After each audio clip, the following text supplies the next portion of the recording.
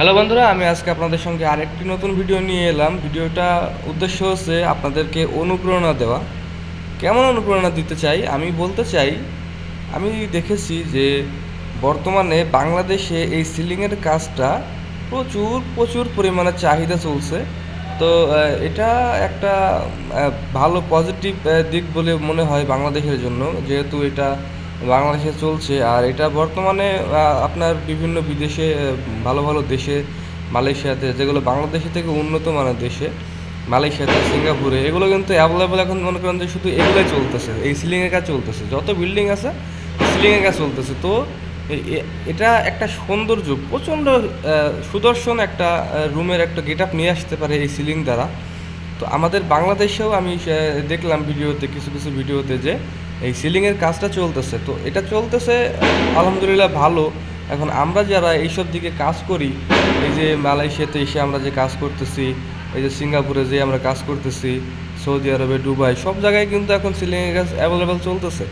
তো এটা আপনাদেরকে ভালো একটা পজিটিভ দিক কেন বললাম, এটা আমরা যারা কাজ করি তারা তো আমরা জানি, শিখেছি, সব কিছু জানতে পারতেছি।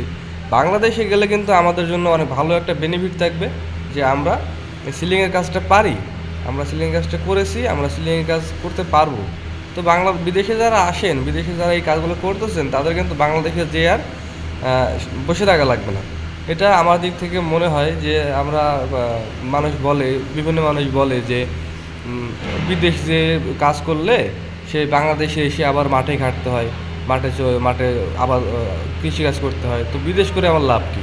তো এই উদ্দেশ্যে আমি বললাম যে আপনারা বর্তমানে যদি সিলিংয়ের কাজে মালয়েশিয়াতে কেউ এসে থাকেন বা আসছেন, তাহলে কিন্তু অবশ্যই আপনারা বুঝতে পারতেছেন যে সিলিংয়ের কাজটা, এটা যেহেতু শুরু হয়েছে একবার, এটা কোনো শেষ নাই, এটা শেষ হওয়ার কোনো সিস্টেম নাই।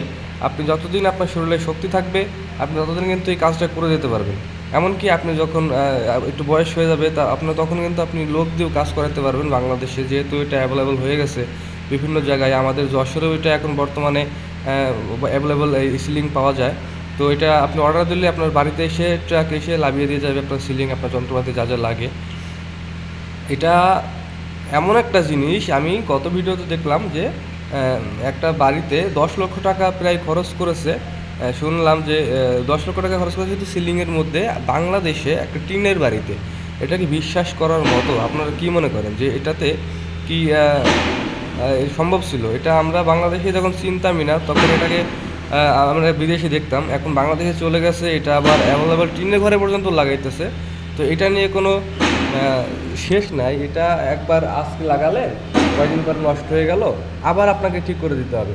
আর এটা যেমন এই যে ইলেকট্রিকের যেমন জিনিস আছে না, যে সবসময় সারা জীবন কাজ করতেই হয় ইলেকট্রিকের জিনিসের, ঠিক তেমনই এটা আজকে লাগাবেন। এই যে আমি গত ভিডিওতে আপনাদেরকে দেখিয়েছিলাম যে সিলিং নষ্ট হয়ে যায়, অন্য কোম্পানি কাজ করলে সিলিং নষ্ট হয়ে যায়, এমনই বিভিন্ন অজুহাতে কিন্তু সিলিং তার কাঁচা নষ্ট হওয়ার সম্ভাবনা থাকে।